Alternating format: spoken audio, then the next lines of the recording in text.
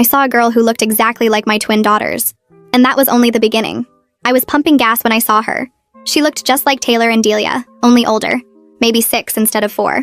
I almost called out to her before I caught myself because my girls were at preschool. Just a funny coincidence, I thought. But then another little girl came out of the store and my hand froze on the gas pump. The second girl was identical to the first one. They were twins. Twin girls who looked exactly like my twin girls, just 2 years older. Their mom was loading them into a silver minivan, and I found myself walking over before I could think about what I was doing. "Excuse me," I called out, my voice shaking. The woman turned around and smiled politely, but her expression changed when she saw my face. "Oh God, you have them too," she whispered. "How old are yours?" I couldn't speak for a moment because her question made no sense but also made perfect sense. 4, I managed to say. "Twin girls. They're at preschool." She nodded slowly and looked around the parking lot like someone might be watching us. "Mine are 6 and there's another set in my neighborhood that's 8, she said quietly. "We've been trying to figure out what happened to us for 2 years. I felt like the ground was tilting under my feet. "What do you mean, what happened to us?" The woman pulled out her phone and showed me a photo that made me grab the side of her van for support. It was a playground photo with at least 10 sets of identical twin girls, all different ages, all with the exact same face as my daughters. "We call ourselves the Mirror Mothers," she said, putting her phone away.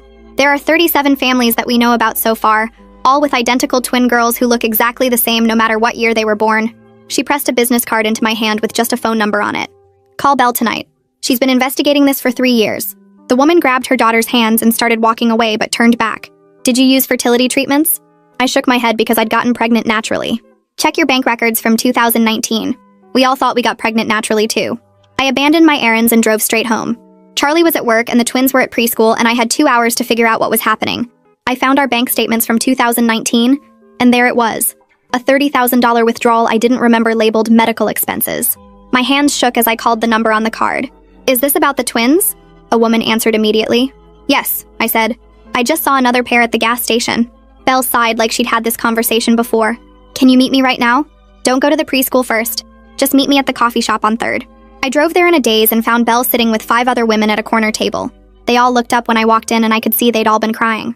"Sit down," Belle said. "What I'm about to show you is going to change everything." She opened her laptop and turned it toward me. On the screen was a medical document with my name on it from a clinic I'd never heard of. Reproductive Health Solutions. "I've never been to any fertility clinic," I said. But Belle was already pulling up more documents. "You have. We all have. Look at the signatures."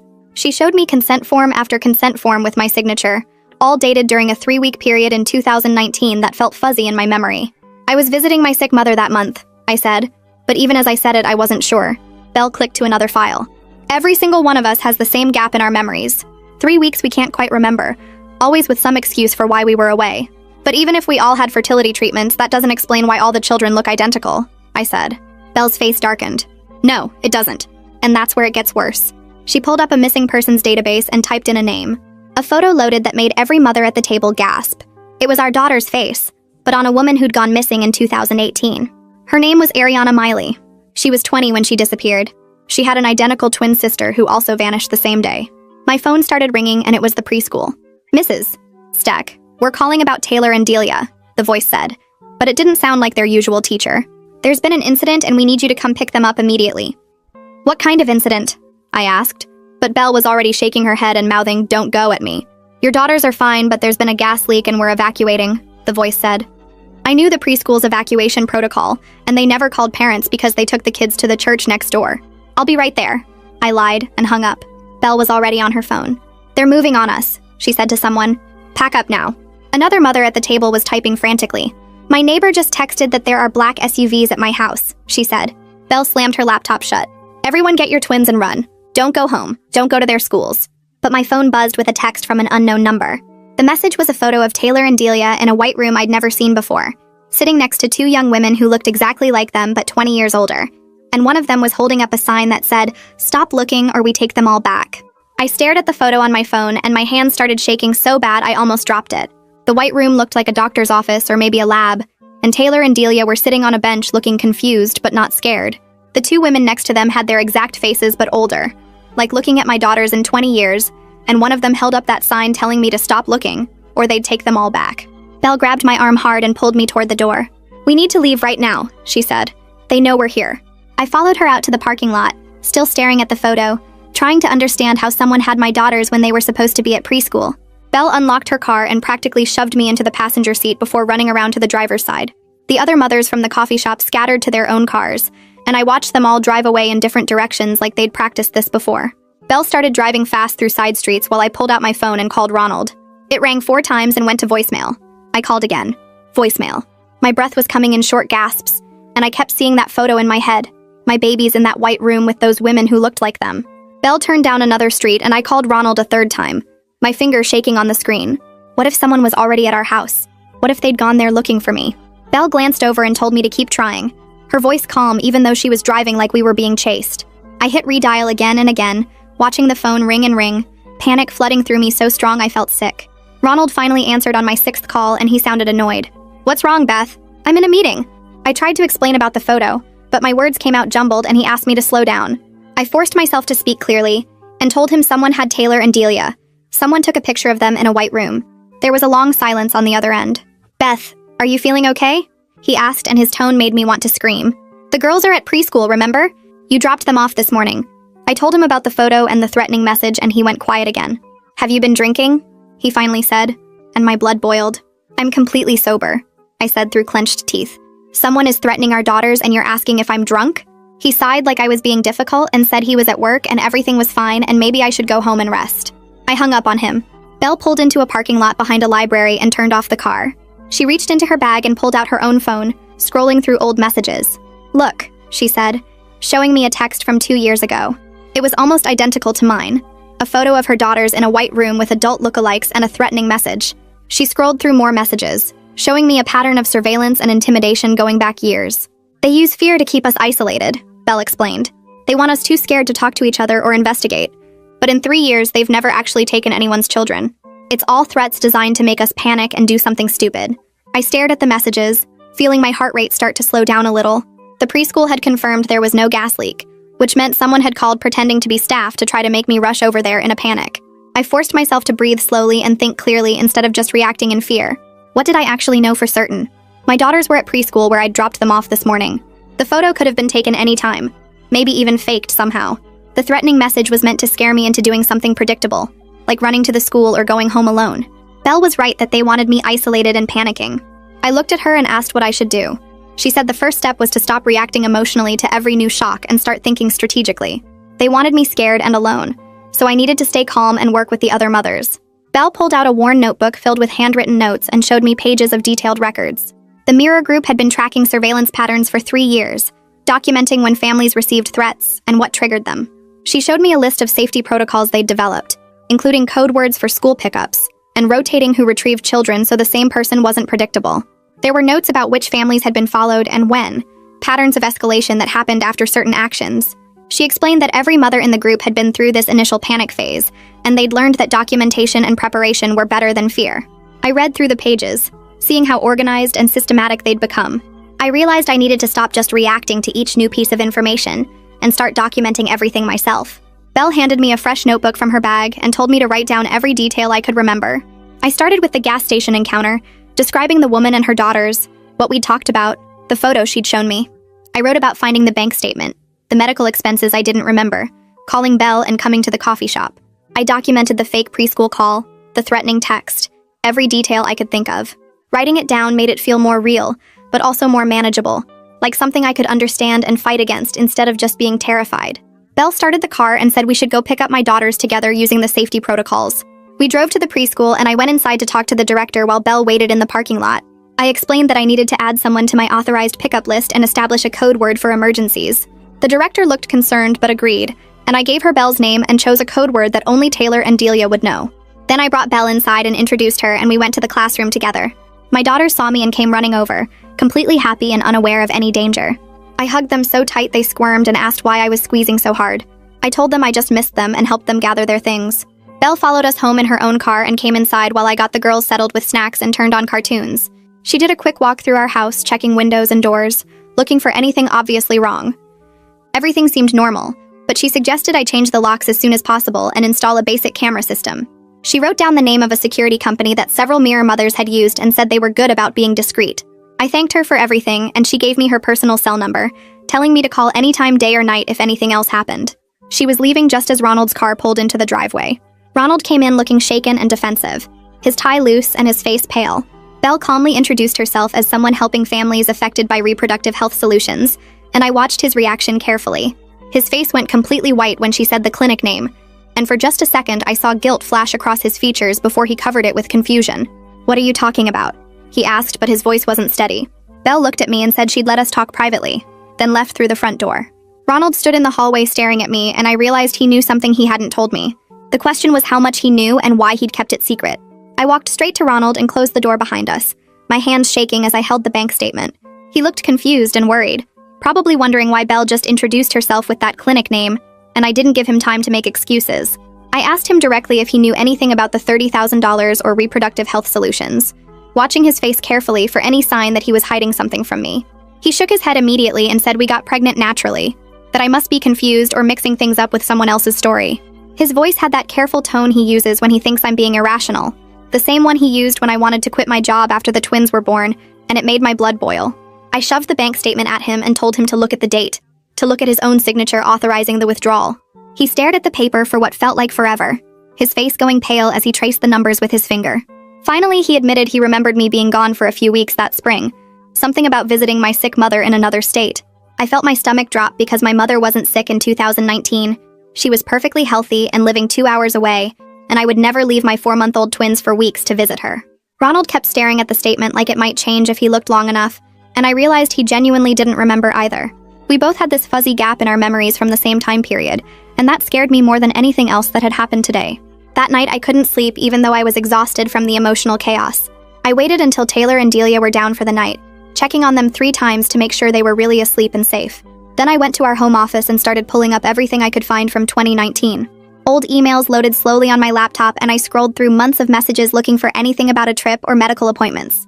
There was almost nothing useful, just some generic emails about grocery pickup, and a few messages to friends saying I was busy with the twins. I found photos from that time period showing Taylor and Delia as tiny babies, but none of the pictures had dates or locations that proved where I actually was. My calendar from 2019 had some appointments marked, but they were vague entries like doctor or errands that could mean anything.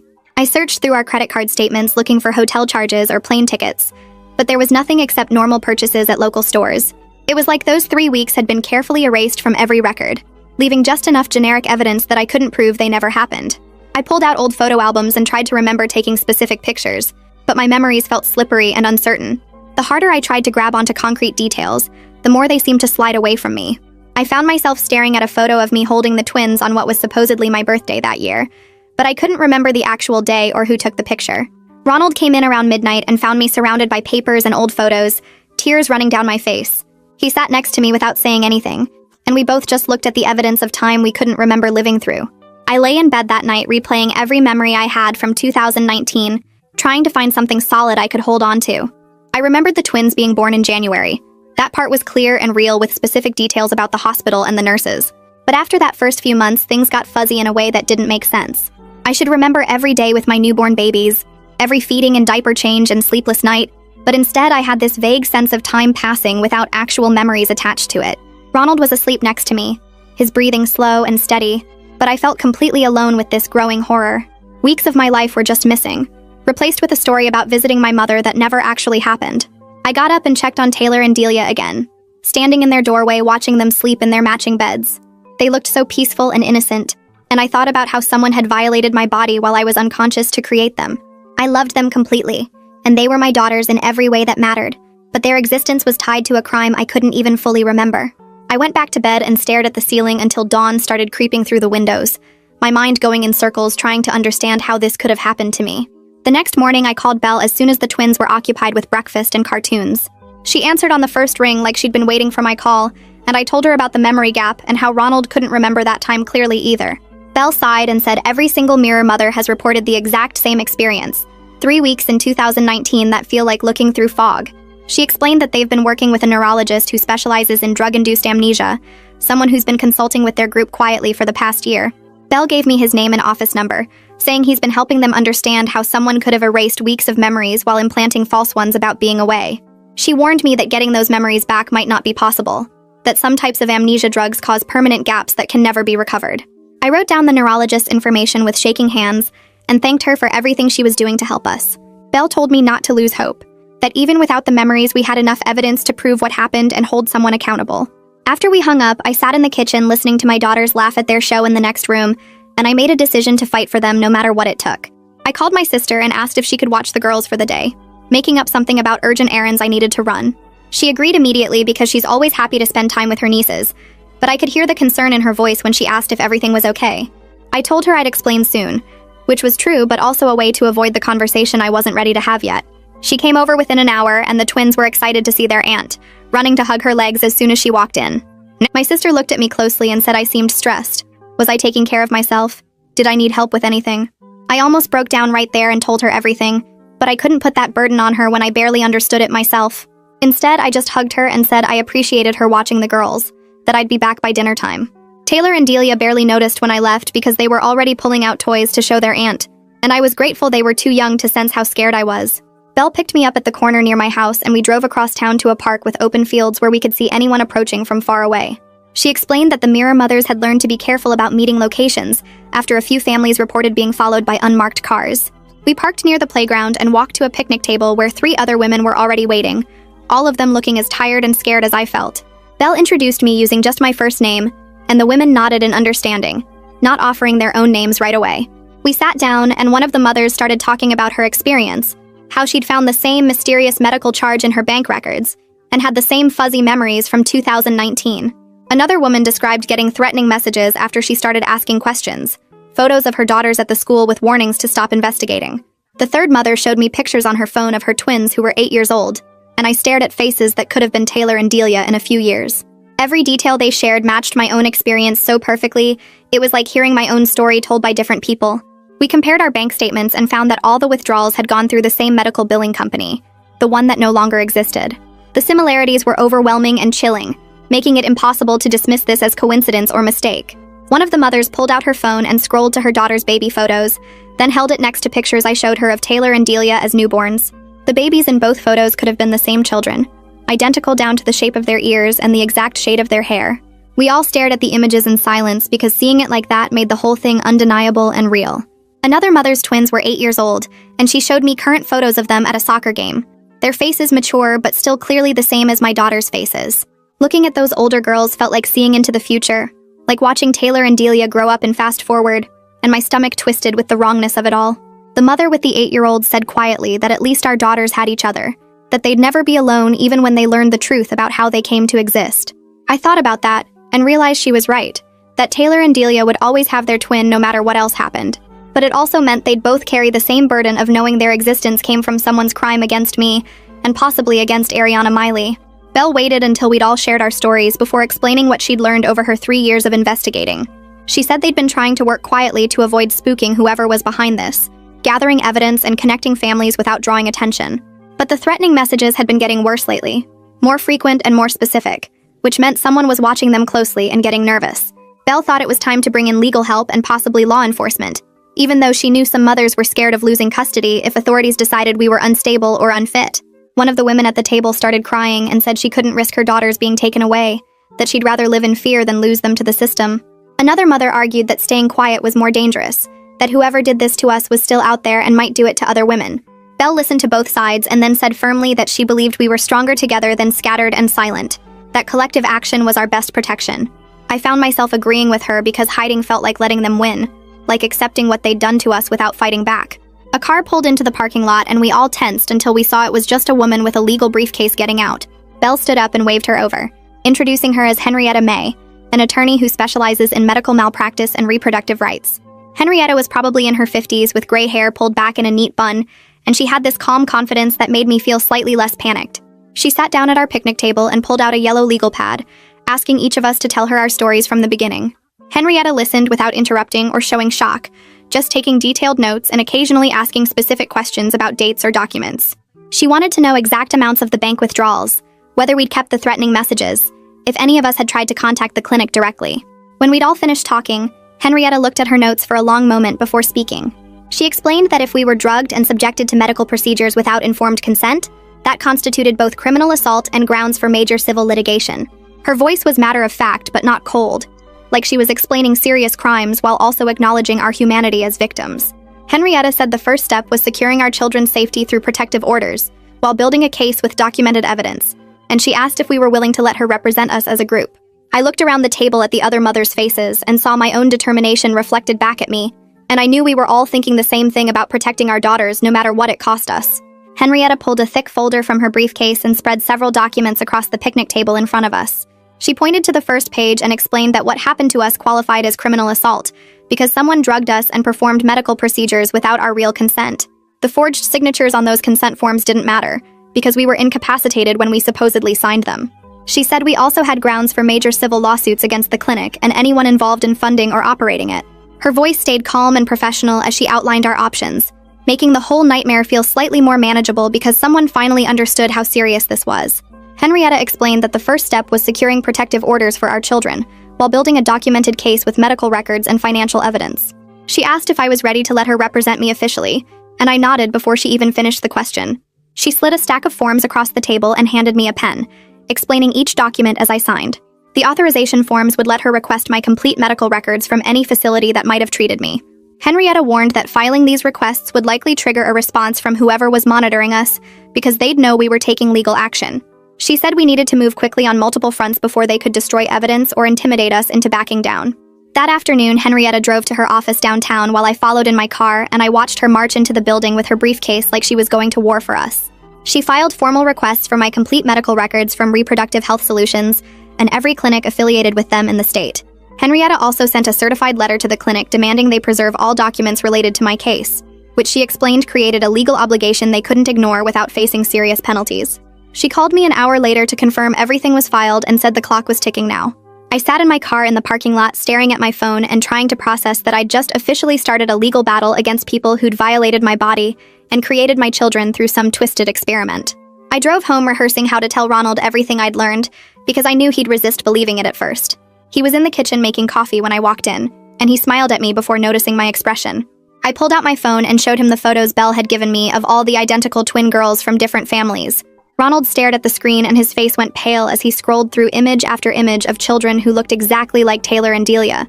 He kept saying this couldn't be real, and asking if someone photoshopped the pictures as some kind of sick joke.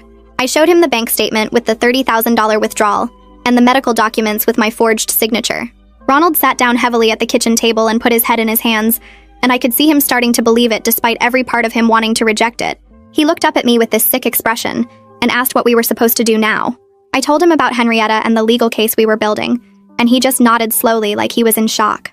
Ronald was quiet for a long time before he admitted something that made my stomach drop. He said he'd been getting strange calls at work over the past few months from someone asking about our family situation. The caller wanted to know if we were satisfied with our fertility outcomes, and if we had any concerns about our daughter's health or development. Ronald thought it was just some weird marketing survey and hung up after the first few questions, but now he realized they were checking on us. I felt anger rising in my chest because he'd never mentioned these calls before, but I pushed it down because getting mad wouldn't help anything.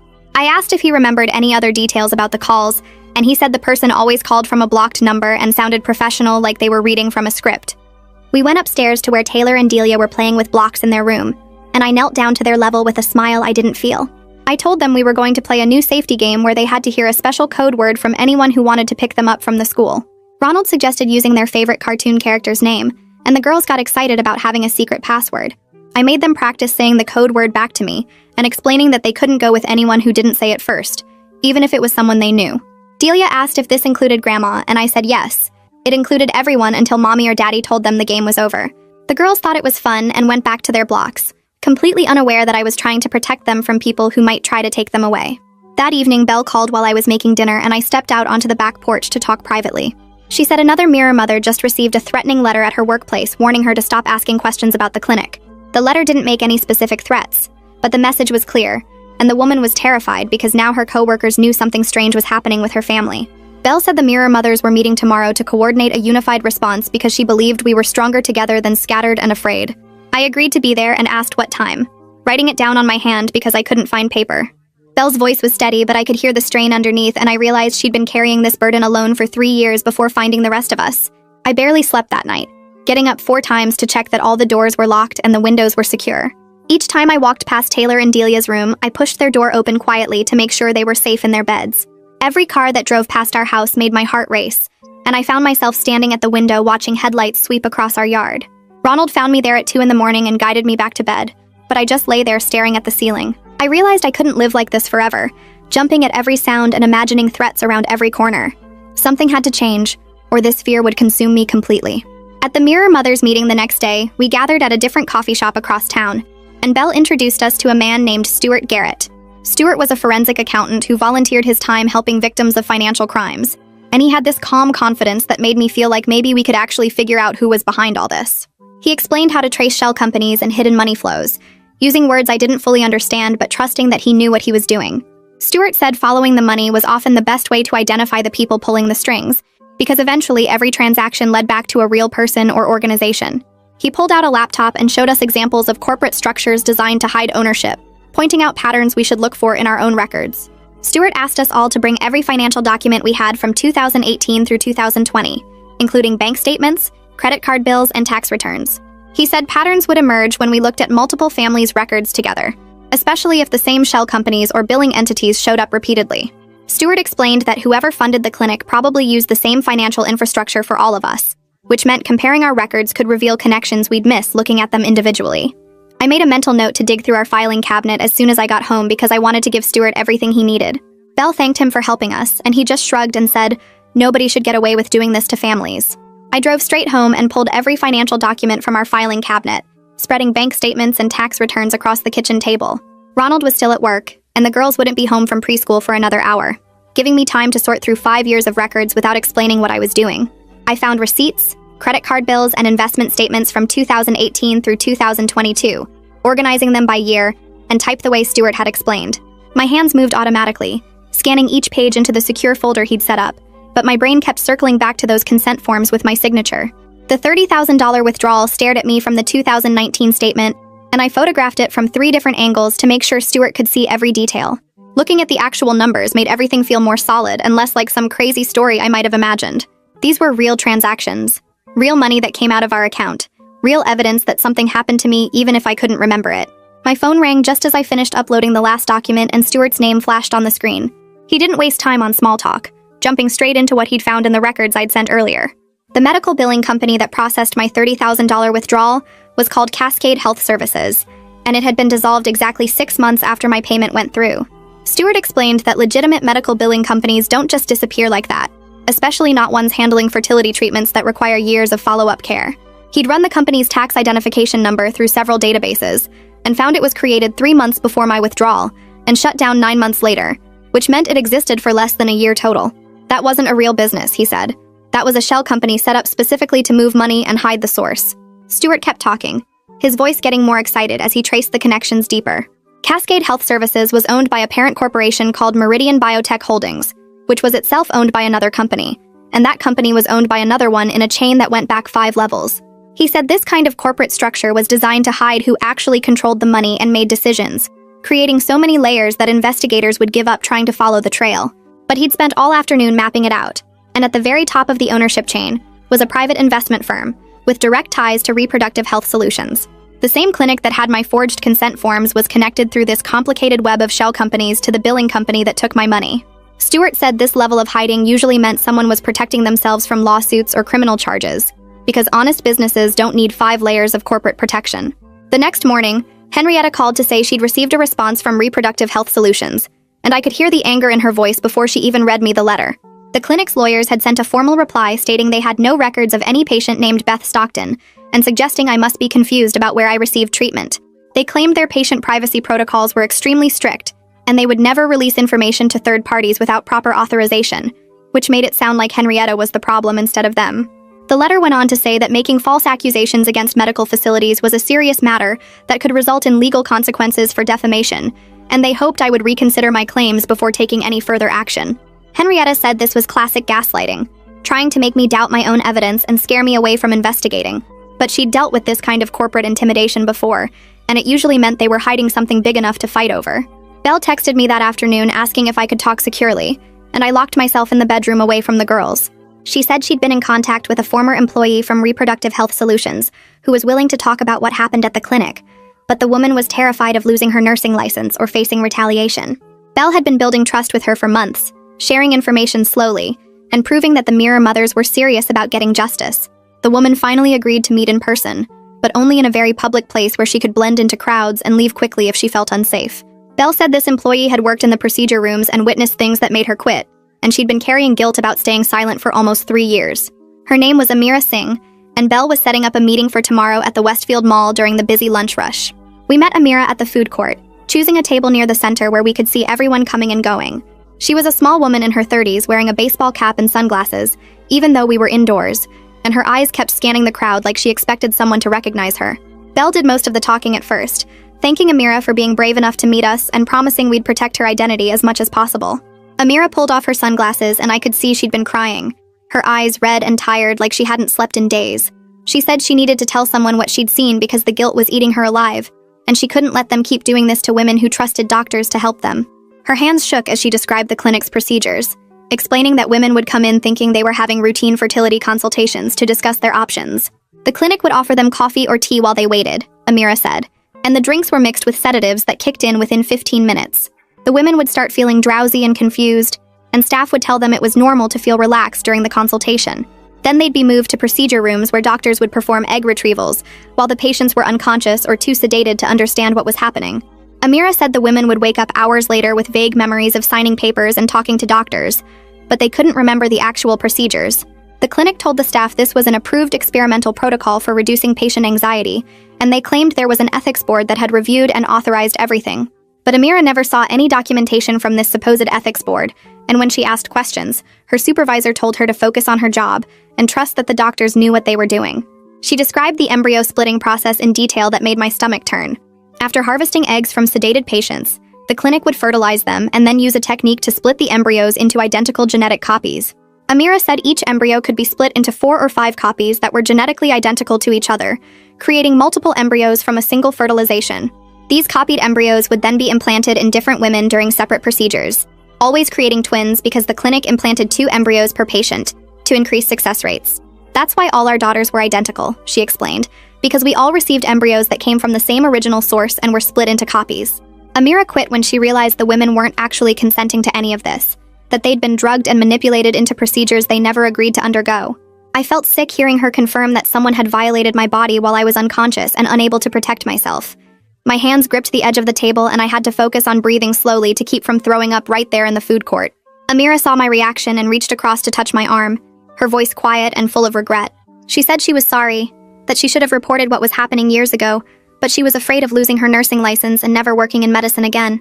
She'd convinced herself that maybe the women had consented to something she didn't understand, that maybe there was paperwork she hadn't seen that made it all legal. But watching the Mirror Mothers organization form and seeing families like mine trying to figure out what happened to them made her realize she couldn't stay silent anymore. Henrietta had been sitting quietly through all of this, taking notes on her phone and letting Amira tell her story without interruption. Now she leaned forward and asked if Amira would be willing to sign an affidavit describing everything she'd witnessed at the clinic. An affidavit was a sworn written statement that could be used as evidence in court, Henrietta explained, and it would mean Amira was officially going on record about the illegal procedures. Amira sat back and stared at her hands for a long moment, and I could see her weighing her career against doing what was right. She finally nodded and said yes, she would sign whatever Henrietta needed. She knew it would probably end her career in reproductive medicine, because no clinic would want to hire someone who testified against their industry. But she couldn't let them keep doing this to women, couldn't let more families go through what we were experiencing. Henrietta pulled out her laptop and started drafting the affidavit right there at the food court table, asking Amira specific questions about dates and procedures while people walked past us eating mall pretzels and shopping bags. Henrietta pulled out her laptop right there and started typing up the affidavit, while Amira answered her questions about specific dates and procedures. I sat there listening to Amira describe how they sedated women through drinks offered during consultations, how the procedures took 3 to 4 hours while patients were unconscious, how the staff was told this was approved research. My hands gripped my coffee cup so hard I thought it might break. We spent another hour at that table going over every detail Amira could remember before Henrietta printed the document at a nearby copy shop and had Amira sign it in front of a notary. Amira's hand shook as she wrote her name, and I knew she was giving up her whole career to help us. Over the next few days, Stuart called me 3 times with updates about what he was finding in the financial records. He traced the money from Reproductive Health Solutions back through 2 shell companies to a biotech investment firm called Meridian Genetics. I looked up Meridian online and found corporate language about genetic optimization research and improving human health outcomes, which sounded nice until you realized they were talking about creating identical children without anyone's permission. Stuart sent me a diagram showing how money flowed from Meridian to the shell companies to the clinic, and he said this kind of setup was designed specifically to hide who was really funding the operation. He found payments going out to at least 15 different fertility clinics across 6 states, which meant this wasn't just happening to us, but to women everywhere. Belle called me the same week with something she'd discovered about Ariana Miley. She'd been searching through old news articles and found a small story from 2017 about twin sisters who were egg donors at a fertility clinic in Ohio. The article mentioned their names, Ariana and her sister Sophia, and included a photo that made my breath stop. It was our daughter's faces on 2 young women standing outside a medical building. Belle had contacted the clinic pretending to be a journalist writing about egg donation, and they confirmed both sisters had been active donors until they suddenly stopped showing up in early 2018.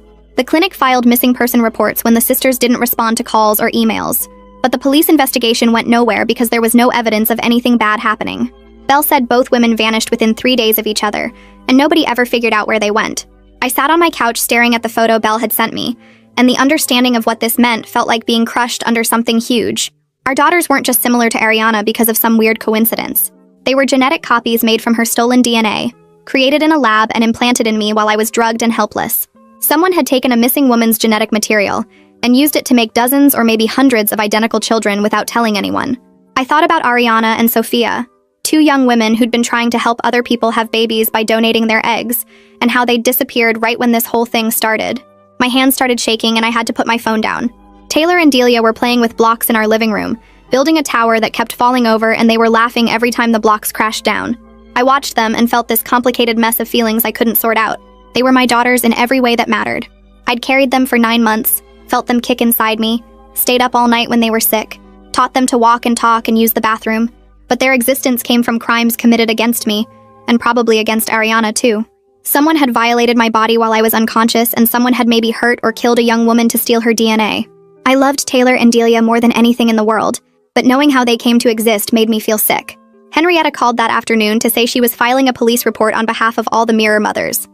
She had Amira's signed affidavit describing the illegal procedures, Stuart's financial documents showing the shell company connections, and statements from 30 families about the memory gaps and threatening messages. She said we had enough evidence now that the police couldn't ignore us, and she'd arranged for us to meet with a detective who handled complex cases. The meeting was scheduled for the next morning at the police station, and Henrietta told me to bring Ronald if he was willing to come. Ronald took the morning off work and we drove to the station together in silence. The detective's name was Quentin Aldrich, and he looked like he was in his 50s with gray hair and tired eyes. He listened to Henrietta present all our evidence without saying much, just taking notes and asking a few questions about dates and locations. When she finished, he sat back in his chair and was quiet for a long moment. He said this would be an extremely hard case to investigate because it involved multiple states and possibly federal crimes like human trafficking and medical fraud. He couldn't promise us quick results because these things took months or even years to build properly. But he looked at Amira's affidavit and Stuart's financial documents and said the evidence was strong enough that he agreed it needed a full investigation. He told us to keep documenting everything and to be extra careful about our safety, because people who committed crimes like this usually didn't want to be exposed. That night, I woke up to a loud beeping sound and Ronald shaking my shoulder. Our new security system was going off and the alarm company was calling to ask if we were okay. Ronald ran downstairs and looked out the window, and he said he saw someone running away from our back door toward the street. The police came within 10 minutes, but they didn't find anyone in the area, and the officer said whoever it was had run off when the alarm started. I was shaking so hard my teeth were chattering, and Ronald had to hold me up while the police checked our whole house to make sure nobody had gotten inside. The officer found marks on our back door like someone had been trying to pry it open, and he took photos for his report. After the police left, I couldn't stop shaking, and Ronald sat with me on the couch until the sun came up because I was too scared to go back to sleep. Belle called the next morning when she heard about the break-in attempt. She said we should think about temporarily moving in with other Mirror mothers who had better security, maybe someone with a house that had a full alarm system and cameras everywhere. I told her I didn't want to pull Taylor and Delia out of their home and their normal routine because they were already dealing with enough stress from sensing that something was wrong. Belle understood but said we needed to add more protection. So that afternoon, Ronald took another day off, and we had a security company install additional cameras covering every angle of our house and motion sensors on all the windows. The company also put in better locks on all the doors and gave us panic buttons we could press if we needed help. Ronald told his boss he was taking the whole next week off to stay home with us, and for once his company didn't give him trouble about it. The break-in attempt changed something in Ronald. He stopped questioning whether I was overreacting or making things too big, and he started really helping with the investigation instead of just going along with it. He pulled out all his old records and went through them looking for anything that might be useful, and he found some credit card statements from 2019 that showed charges at restaurants and stores near where the clinic used to be. He also started remembering more details about that time, like how I'd seemed tired and confused when I came back from wherever I'd been, and how I'd had some bruising on my arms that I'd said came from bumping into things. He felt terrible that he hadn't questioned it more back then, but I told him none of us understood what was happening. Quentin called a few days later to say the police were opening a formal investigation into reproductive health solutions and Meridian Genetics. He said they were coordinating with federal agencies because the crimes crossed state lines, and they'd be interviewing other mirror mothers and trying to find more witnesses like Amira. He warned us that opening a formal investigation would probably make whoever was behind this more desperate, and we should expect them to try harder to scare us into staying quiet. He told us to call him immediately if anything else happened, and he gave us his personal cell phone number in case we needed to reach him after hours. I thanked him and hung up, feeling both relieved that someone official was finally taking this seriously and terrified about what might happen next. 2 days later, a thick envelope arrived by certified mail requiring my signature, and when I opened it, I found legal letterhead from a firm I'd never heard of representing reproductive health solutions. The letter said I was making false accusations that damaged their reputation, and if I didn't stop immediately, they would sue me for defamation and seek damages in excess of $1 million. My hands shook so badly I could barely read the rest of it, which went into detail about how my claims were unsubstantiated and malicious, and how they had witnesses who would testify I was never a patient at their facility. I called Henrietta right away, and she asked me to scan the letter and send it to her, then told me not to worry, because this was a standard intimidation tactic used by people trying to scare victims into silence. She said we had evidence on our side, and they were the ones who should be worried about lawsuits, not us. Over the next few days, Belle started getting calls from other mirror mothers who'd received the exact same threatening letter from the same law firm, all demanding we stop our investigation or face legal action. Belle organized an emergency video call with everyone, and Henrietta joined to explain our rights and why we shouldn't back down. Henrietta said the letters proved we were getting close to something they wanted hidden, and the best response was to stand together and refuse to be silenced. She drafted a joint statement for all of us asserting our right to investigate crimes committed against us and demanding accountability for what had been done to our families. We all signed the statement, and Henrietta sent it back to the law firm, making it clear we weren't going to stop looking for answers just because they tried to threaten us. A few days after that, Belle got a call from a local journalist who said he'd heard rumors about a fertility clinic investigation and wanted to know if we'd be willing to talk to him. Belle immediately called Henrietta to discuss whether we should go public with our story, and Henrietta said media attention might actually protect us by making it harder for anyone to harm us quietly. We held another group meeting to decide together, and most of the mothers agreed that staying silent hadn't kept us safe, so maybe it was time to let people know what was happening to us. The consensus was that we should do the interview but be very careful not to name our children or show their faces, focusing instead on the medical violations and financial fraud. Belle coordinated with Henrietta about what we could and couldn't say legally, and then 3 of us, including me, met with the journalist at a neutral location. We told him about the memory gaps and the mysterious medical charges and the threatening messages, showing him some of the documentation Stewart had gathered about the shell companies. The journalist took careful notes and recorded our conversation, and he seemed genuinely shocked by what we were describing. He promised to verify everything we told him before publishing, and to protect our children's identities. A week later, the story ran in the local paper with the headline, "Local Mothers Allege Fertility Clinic Conspiracy," and suddenly we weren't alone anymore. The article laid out the basic facts about the 37 families with identical daughters, and the evidence of unauthorized medical procedures, and it included quotes from Henrietta about the legal violations. Within hours of the article going online, Belle's phone started ringing with calls from people who'd experienced similar things, and by the end of the day, 3 more families had come forward with the same memory gaps and mysterious medical charges from 2019. Each new family that joined us made our case stronger and harder to dismiss as just coincidence or confusion, and the Mirror Mothers Network grew to over 40 families in just a few days. The new families brought their own documentation and memories, adding more pieces to the puzzle we were trying to solve. One mother had saved emails from the clinic that contradicted their claims about never treating patients, and another had credit card receipts from restaurants near the facility during her missing 3 weeks. Quentin called Belle a few days after the article came out to say the police had obtained a warrant to search the old Reproductive Health Solutions facility, which was now operating under a different name doing regular fertility treatments. He couldn't share details about what they were finding during the search, but his tone suggested they were discovering significant evidence that supported our claims. He told Belle to let all the Mirror mothers know that the investigation was moving forward, and we should continue documenting everything. Stewart called me that same week to say he'd traced a series of payments from the biotech firm to a private security company, which finally explained how they'd been monitoring and intimidating us for so long. The security company specialized in surveillance and asset protection, and the payments lined up perfectly with when different Mirror mothers had reported being followed or receiving threats. Henrietta added this information to our growing evidence file, and said it might be enough to get restraining orders against both the biotech firm and the security company. A few weeks later, I got a formal notice to appear before a grand jury to testify about my experience with reproductive health solutions. Henrietta prepared me for what to expect, explaining that I would be alone in the room with the jurors and a prosecutor, and I should just tell the truth about what happened to me. Walking into that courthouse was one of the hardest things I'd ever done, knowing I was about to describe the memory gap and the threatening messages to a room full of strangers. I sat in the witness chair and forced myself to stay calm and factual as the prosecutor asked me questions about 2019 and the bank withdrawal and everything that had happened since I met the woman at the gas station. The grand jurors listened carefully, and some of them took notes, and a few asked their own questions about the threatening photo and whether I felt safe at home. I told them everything I could remember, trying to keep my voice steady even though my heart was beating, so fast I thought they could probably hear it. After about an hour, they thanked me and I left, feeling drained but relieved that I'd gotten through it.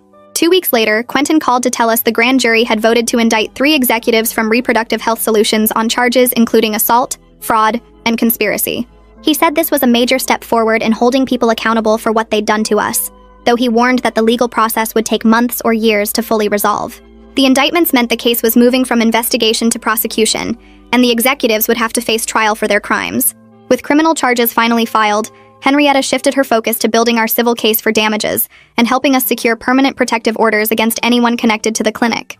She explained that we would probably never get full justice for what had been done to us, but we could at least get safety for our families and financial compensation for the harm we'd suffered. Ronald and I started going to therapy together 3 weeks after the grand jury indictments came down. Our therapist was a woman in her 50s who specialized in trauma, and she had us sit on opposite ends of a couch in her office that smelled like lavender. The first session was awkward because Ronald kept insisting he didn't remember anything about 2019 either, and I kept wanting to blame him for not protecting us, even though I knew that wasn't fair. The therapist asked us both to describe what we lost when we found out about the clinic, and I started crying when I realized I'd lost my sense of safety in my own memories. Ronald admitted he felt like he'd failed as a husband and father, which was the first time he'd said anything that vulnerable since this whole thing started. Over the next few weeks, the therapist helped us see that we were both victims of the same crime, just in different ways. She explained that my anger at Ronald was really anger at the people who did this to us, and his defensiveness was shame about not being able to fix it. We started doing homework assignments where we had to tell each other one thing we appreciated about how the other person was handling the situation, which felt stupid at first but actually helped. By the second month, we were holding hands during sessions instead of sitting on opposite ends of the couch. At home, Taylor and Delia went to preschool and played with their toys and asked for snacks like nothing had changed. I watched them carefully for signs that they sensed the tension, but they seemed completely fine. They didn't know about the threatening messages or the court case or the fact that their genetic material came from a missing woman. I was grateful every single day that they were too young to understand any of it. Sometimes I would look at their faces and feel this complicated mix of love and grief, knowing what had been done to create them, but also knowing they were real children who deserved normal, happy lives. I hoped they would never have to carry the burden of knowing how they came into the world, that we could protect them from that knowledge at least. Ronald and I agreed we wouldn't tell them anything until they were much older, if ever, and we made sure to keep their routines exactly the same no matter what was happening with the legal case. The Mirror Mothers group met every 2 weeks at different locations, and at one meeting, Belle announced she wanted to formalize us into a real organization. She'd been talking to lawyers about setting up a nonprofit focused on supporting affected families and pushing for stronger laws around reproductive rights. Everyone agreed it was a good idea because we needed structure and funding if we were going to help families beyond just our own group. Belle drafted bylaws and filed paperwork with the state, and within 3 months we had official nonprofit status. The organization was called the Mirror Mothers Coalition, and Belle became the executive director because she'd been investigating this for 3 years and knew more than anyone. She channeled all that knowledge into building something that could last beyond our individual cases, creating resources for families and working with lawmakers on policy changes. We set up a website and a hotline, and almost immediately we started getting calls from families in other states who'd had similar experiences.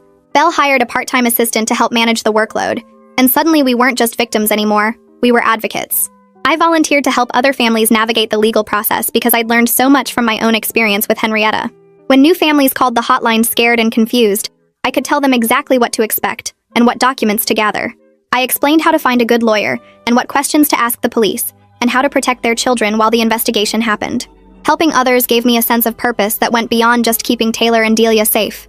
Every time I walked a new mother through the steps, I felt like I was taking back some power from the people who hurt us. One woman called me crying because she'd just found the bank withdrawal and didn't know what to do, and I stayed on the phone with her for 2 hours helping her make a plan. Another mother needed help understanding the legal documents her lawyer sent, so I met her at a coffee shop and went through everything line by line. It felt good to use what I'd learned to make the journey less scary for other people. 6 months after that day at the gas station when I first saw Hattie and her daughters, a thick envelope arrived from the biotech firm's insurance company. Inside was a settlement offer for $800,000, which was more money than Ronald and I had ever seen in one place. The letter said the payment was contingent on signing a non-disclosure agreement that would prevent us from talking about the case publicly or joining any class action lawsuits. I called Henrietta immediately, and she told me not to sign anything. She explained that the insurance company was trying to pick off families one by one with individual settlements that included gag orders, which would make it harder to hold the company accountable publicly. The money was tempting because we had legal bills and therapy costs, and I'd cut back my work hours to deal with everything. But Henrietta said we'd likely get more in a class action anyway. More importantly, she reminded me that staying silent would mean other families might go through the same thing without warning.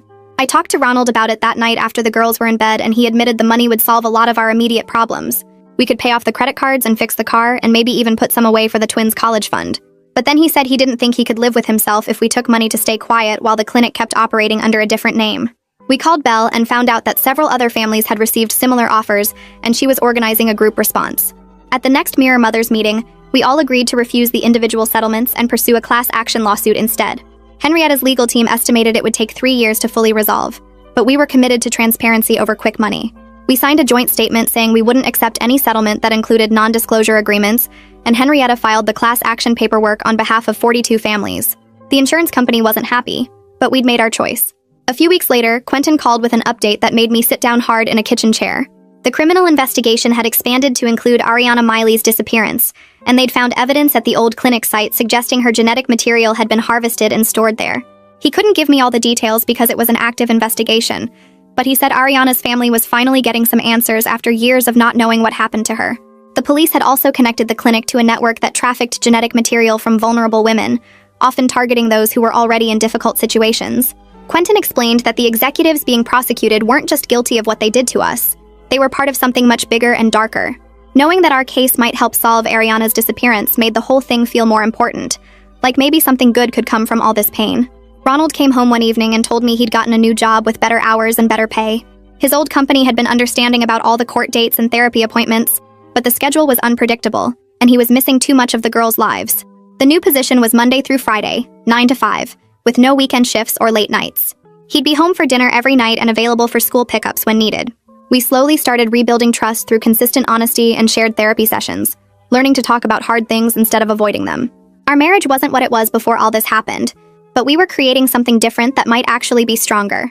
We'd both been through trauma and come out the other side still choosing each other, which felt like an accomplishment. Some nights we'd sit on the couch after the girls were asleep and just talk about normal things like what to have for dinner, or whether we should repaint the kitchen, and those ordinary moments felt precious. On a sunny Saturday morning, I took Taylor and Delia to the park near our house. They ran straight for the swings, their identical faces lit up with pure joy as they pumped their legs to go higher. I pushed them and listened to their laughter and felt this fierce, protective love wash over me. Whatever crimes had been committed to create them, they were real children who deserved all the love and protection I could give them. They didn't ask to be born this way, didn't choose to be part of some twisted experiment. I would spend the rest of my life making sure they had both safety and happiness, that they grew up knowing they were wanted and cherished. Watching them play, I realized that the most important thing wasn't understanding exactly what happened in 2019 or making sure every person involved faced justice. The most important thing was these two little girls on the swings, giggling and asking me to push them higher, living their lives without the weight of knowing how they came to be. The criminal trial began on a cold Monday morning with news vans parked outside the courthouse and reporters shouting questions as we walked in.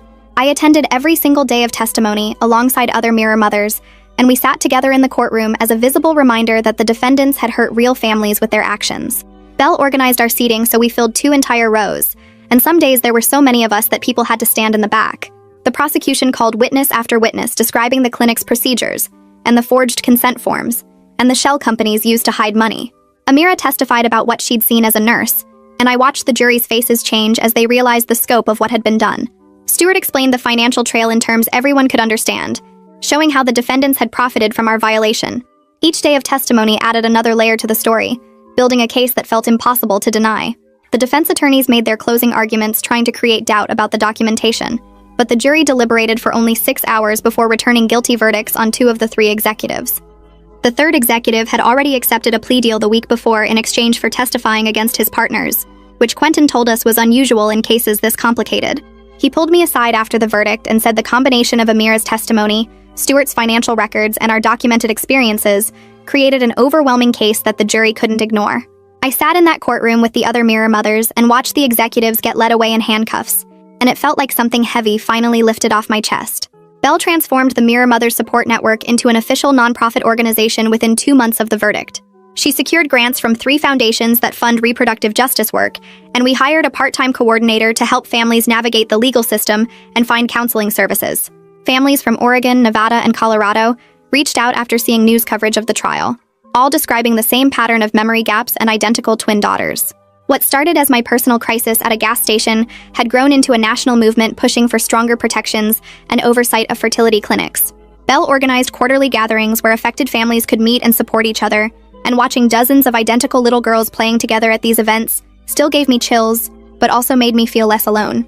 A full year passed since that day I saw the twins at the gas station, and I found myself sitting at my kitchen table on a Saturday morning, watching Taylor and Delia work on art projects with their matching serious expressions. I realized I wasn't constantly checking the windows anymore, or jumping every time my phone rang. The civil lawsuit was still moving through the courts, but Henrietta felt confident we would win a substantial settlement, and more importantly, Reproductive Health Solutions had permanently closed and could never hurt anyone else. Ronald and I had rebuilt our marriage through months of honest therapy sessions, and we were actually happy together again, in a way that felt stronger than before, because we'd fought through something terrible and survived it.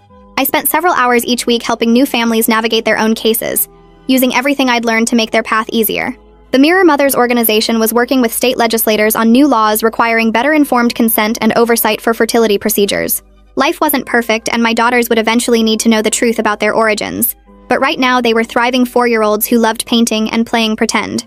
I watched their identical faces light up as they showed me their artwork, and I felt nothing except fierce love and gratitude that I'd fought hard enough to protect them and create something good from something terrible. Well, that's the grand conclusion of whatever that was. If you stayed to the end, congratulations. You clearly enjoy chaos. Go on, subscribe, and make this bad habit official. No judgment here.